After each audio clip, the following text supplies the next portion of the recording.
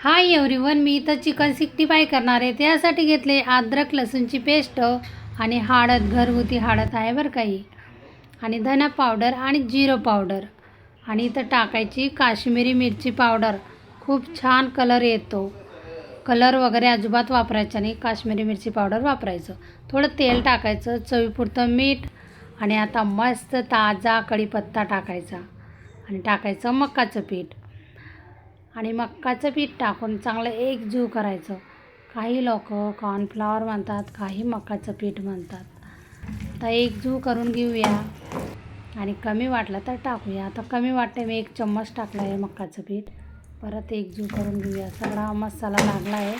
आता तळून घेऊया आणि खूप छान लागतं.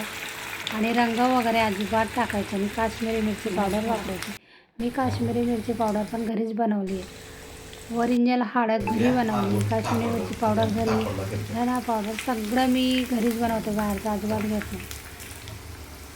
बघा किती छान मस्त कलर आला आहे. आणि तुम्हाला जर तिखट आवडत असेल तर मी तिखट मिरची पावडर टाका.